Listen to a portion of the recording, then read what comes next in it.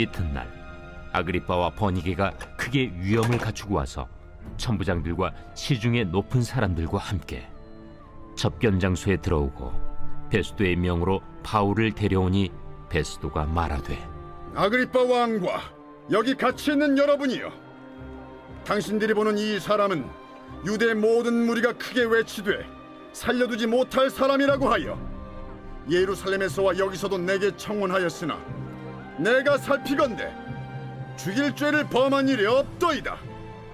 그러나 그가 황제에게 상소한 고로 보내기로 결정하였나이다. 그에 대하여 황제께 확실한 사실을 아랠 것이 없으므로 신문한 후 상소할 자료가 있을까 하여 당신들 앞, 특히 아그리빠 왕 당신 앞에 그를 내세웠나이다. 그 죄목도 밝히지 아니하고 죄수를 보내는 것이 무리한 일인 줄 아나이다. 새로운 한 주간이 시작이 되었습니다. 이번 주간은 11월을 마감하고 또 12월이 시작되는 교차되는 달이기도 하고, 이제 우리는 마지막 달력 2023년도 마지막 한 장을 남겨놓고 있습니다. 이제 우리가 한 해를 달려왔던 일들을 우리가 회고하고 또 반성도 해보고 또 새로운 미래를 향해서 준비하고 그러한 결산의 달입니다. 우리가 한 해를 뒤의 것은 잊어버리고 또 앞을 향해서 달려갈 수 있도록 또 준비를 잘해서 2024년도가 그야말로 우리에게 희망이 넘치고 다시 한번 모든 것들이 회복되고 일어나는 그런 축복의 해로 만들기 위해서 우리가 또 남은 한 달 동안을 잘 우리가 결산하고 또 새롭게 준비해 나가야 할 줄로 믿습니다. 이 한 주간 동안도 주님의 은혜가 또 주님의 능력이 또 주님의 손길이 여러분과 함께 하실 줄로 믿습니다. 주님은 누가복음 9장 23절에서 이런 말씀을 하셨어요. 아무든지 나를 따라오려거든 자기를 부인하고 자기 십자가를 짊어지고 나를 따를 것이니라. 나를 따라오면 내가 십자가 다 져주고 너는 뭐 고생할 것 없다, 내가 모든 것 다 책임져 주겠다가 아니라 나를 따라오려면 단단한 각오를 가지고 십자가 질 각오를 하고 나를 쫓아야 된다라고 하는 말씀을 하셨어요. 이 말씀을 보면 우리 그리스도인의 삶은 결국은 고난의 연속일 뿐만 아니라 고난 그 자체다. 우리 살아가는 것이 그래서 인생이 고행하는 거다, 고해와 같다 라고 말씀을, 고통스러운 바다를 가는 그 항해하는 그런 삶이 바로 우리 그리스도인들의 삶이라 할 수 있습니다. 아무런 핍박도 없고 환난이나 역경도 없는 신앙생활이라고 하는 것은 그야말로 나는 그냥 그야말로 평탄한 길, 푸른 초장만 있고 그야말로 이 잔디밭만 또 이렇게 양탄자만 걷는 그런 그리스도인의 삶은 아무도 없다는 것입니다. 결국 다윗이 고백하고 있는 것처럼 참 푸른 초장만이 아니라 쉴만한 물가만이 아니라 사망의 음침한 골짜기도 우리가 걸어가는데 중요한 것은 주께서 우리와 함께 하신다. 그런 가운데에서도 우리가 그런 높은 산이 거친 들이 초막이나 궁궐이나 내 주 예수 모신 곳이 그 어디나 하나님의 나라다, 천국이다. 문제는 내가 어떤 곳에 있든 간에 주님이 나와 함께 임마누엘 하시고 내가 주님과 함께라고 하면 아직 고통도 고난도, 우리가 흔히 결혼을 할 때 내가 당신과 함께라면 가난도 어떤 고난도 그거 괜찮다고, 당신과만 함께 한다고 하면, 우리는 주님과 함께 한다고 하면 참으로 어떤 고난도 거뜬히 이겨낼 수 있는 그것이 바로 그리스도인의 삶이고, 주님이 처음부터 우리를 다짐하기를 나 따라오려면 십자가질 단단히 각오를 해야 된다, 그리고 나를 쫓아야 된다 라고 말씀을 한 것이죠. 주님을 더욱 뜨겁게 섬기면 섬길수록 참 어려움이 찾아오기 마련입니다. 우리가 그래서 내가 좀 마음 먹고 내가 좀 주님을 사랑하고 주의 일에 좀 더 힘쓰려고 했더니 왜 이런 어려움이 올까? 그러니까 어려움이 오는 것입니다. 결국은 주님을 더 사랑하면 사랑할수록 우리가 닥치는 그런 어려움들이 있어요. 그래서 성도들은 십자가의 길을 가는 순례자라고 말할 수 있습니다. 그런 찬송도 있잖아요. 나는 순례자, 나는 순례자다. 믿음의 순례자라고 하는 거예요. 여러분 산티아고가 세계에서 가장 긴 그런 도보로 걸어가는 둘레길인데, 여러분 거기 걸어가는 사람들 모두가 이구동성이 인내, 고난, 그 고난의 길을 걸어가는 거예요. 우리 인생이 이 주님을 따라가는 십자가의 길이 고난의 길이지만, 고난 자체로 끝나는 것이 아니라 우리에게는 고난 후에 부활의 영광이, 산소망이 우리에게 기다리고 있기 때문에 그런 것입니다. 고난 자체로 끝나버린다고 하면 무슨 의미가 있겠습니까? 그러나 고난 뒤에 우리에게 승리가 있고 부활이 있고 영광이 있는 것입니다. 그러나 우리가 걸어가는 이 믿음의 길에는 참 환난도 많이 있고 시험도 많이 있고, 참 그 중에는 정말 이해가 되고 납득이 되는 그런 고난과 시험과 환난도 있지만은, 도무지 알 수 없는 정말 이유 없이 당하는 고난도 부지기수라고 하는 것입니다. 그래서 우리가 흔히 왜 날 가지고 이럴까? 왜 날 가지고 자꾸 이렇게 어려움을 줄까? 참 까닭없는, 이유 없는 그런 고난과 어려움도 있다고 하는 거예요. 다만 우리가 그리스도인이라고 하는 것 때문에, 소위 말하면 내가 예수 믿는다고 하는 것 때문에 내가 받는 그런 고난이 있고, 또 어려움을 그런 겪는 경우도 허다하고요, 또 우리가 복음을 전파하는 일로 인해서 당하는 어려움도 있습니다. 참 우리는 다 참 예수 믿고 구원받고 영원한 천국 소망을 가지십시오라고 우리가 참 그렇게 친절하게 복음을 전하고 있지만은, 그것 때문에 우리가 당하는 어려움들이 있고요, 또 교회를 감당하는 일로 인해서 참 오해를 받거나 또 때로는 수모를 당하는 일 때도 참 많이 있습니다. 그래서 그렇게 한 번씩 두 번씩 그렇게 수모를 당하고 어려움 당하면, 내가 다시는 내가 교회 일 하는가 봐라, 내가 절대로 안 한다. 내가 왜 고난 당해야 되느냐? 처음부터 주님이 나를 따르려면 십자가질 생각해라, 어려움 당할 각오를 해라 라고 얘기를 해요. 제가 주례를 하면서 어느 날 이제 저도 나이가 들어가고 하면서 깨달은 게 뭐냐면, 신랑 신부가 참 정말 이 신부의 드레스를 입고 모두가 정말 백마탄 왕자요 그런 그 공주가 이게 딱 들어오는데, 어느 순간 제 마음 가운데 딱 이런 생각이 드는 거예요. 그렇게 참 아름답게 결혼식을 하고 둘이 이렇게 이제 팔짱을 끼고 새로운 앞 미래를 향해서 출발하는데, 그 뒤에 비춰지는 딱 생각이, 그래 이제부터 삶의 현장으로 들어가야 되니까 그야말로 이제는 하얀 드레스가 문제가 아니라 이거를 벗고 이제는 앞치마 입고 그야말로 삶의 현장으로 들어가서 이제는 모든 그 살림도 해야 하고 그야말로 아이도 키워내야 하고, 그 손으로 이제는 그야말로 편한 삶이 아니라 그 사랑의 마음으로 이제는 섬김의 삶으로, 희생의 삶으로, 고난의 삶으로, 그걸 어떻게 이겨나가느냐? 사랑으로 그것을 이겨내가는 것처럼 이제부터 이제 앞치마 둘러야 된다 하는 이런 마음이 확 들어가는 거예요. 그렇습니다.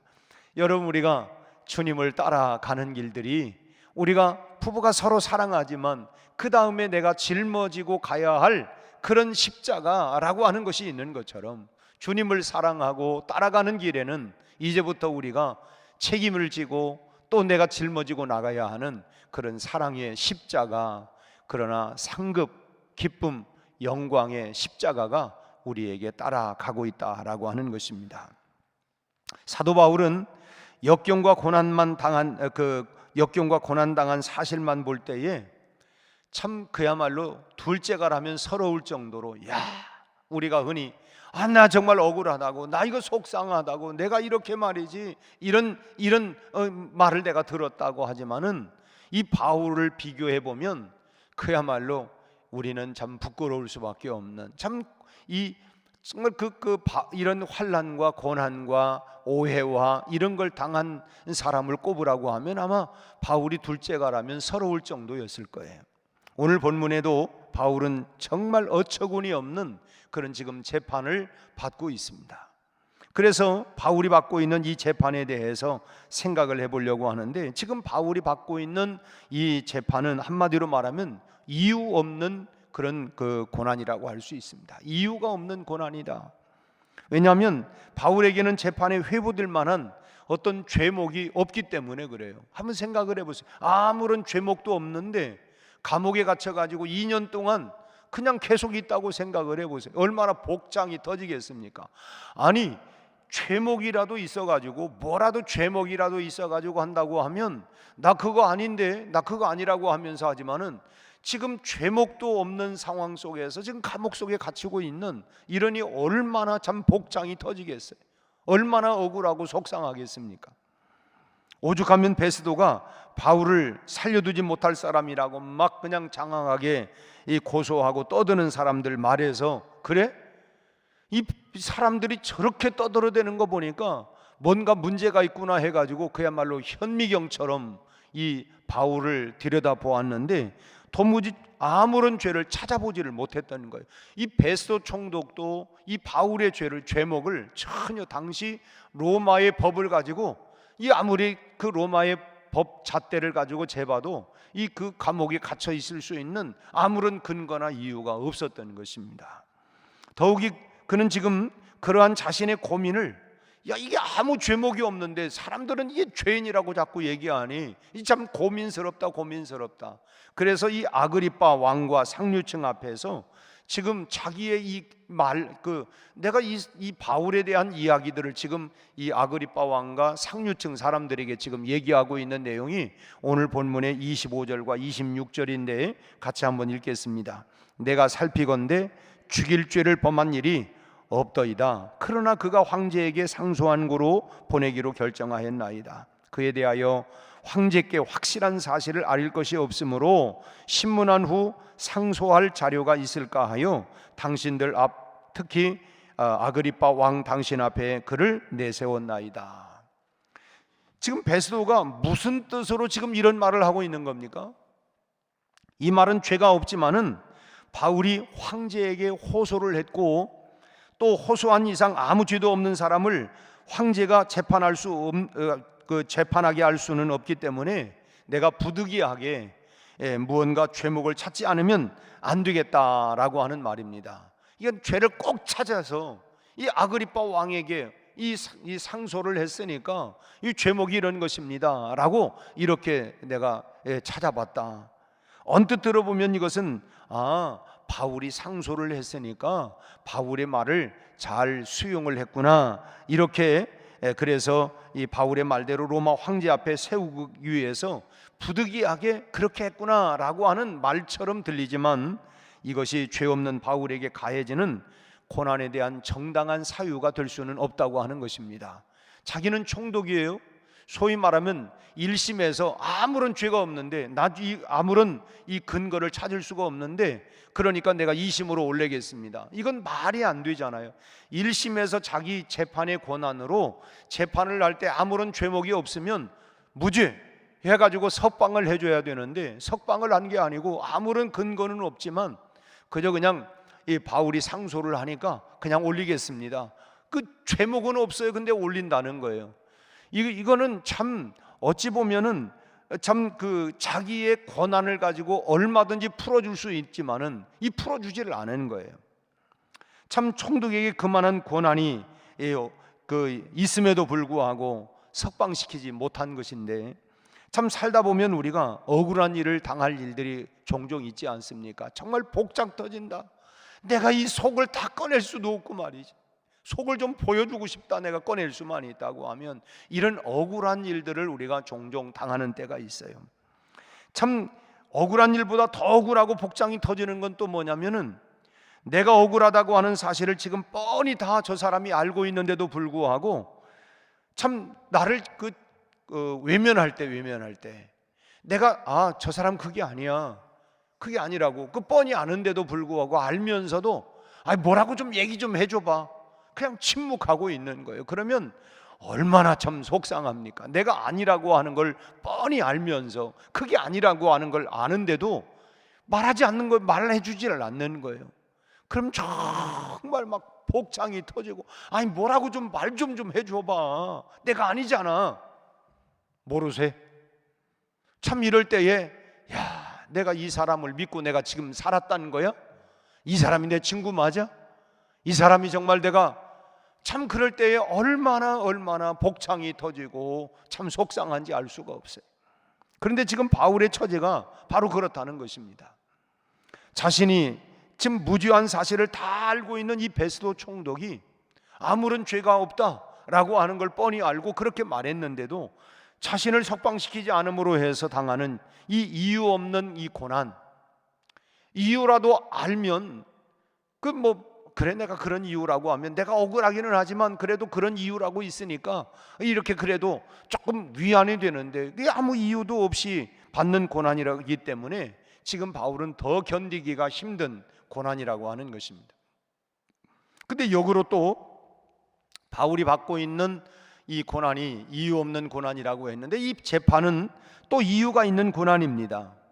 왜냐하면 바울이 당하고 있는 재판은 인간적으로 볼 때는 아무런 이유가 없는 억울한 고난이기는 하지만 또 한편으로는 충분한 이유가 있는 고난이라고 하는 말씀입니다.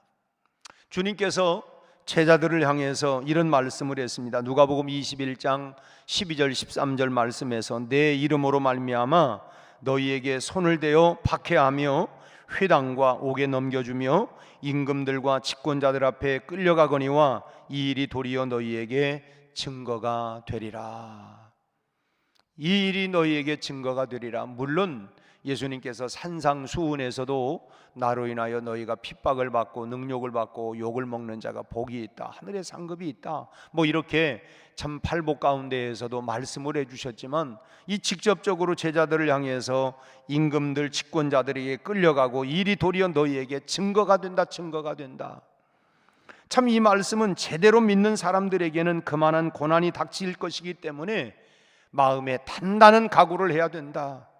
색깔이 분명하기 때문에 이 사람은 예수 믿는 사람이구나, 그리스도의 사람이구나, 결국은 그 고난이라고 하는 걸 통해서 증거가 된다는 거야. 이 사람이 당하는 거는 분명한 어떤 죄만이 있어서가 아니라 예수 믿는다고 하는 것 때문에, 그러니까 나를 따라오려면 단단한 마음의 각오를 가지고 따라와야 된다라고 하는 것입니다.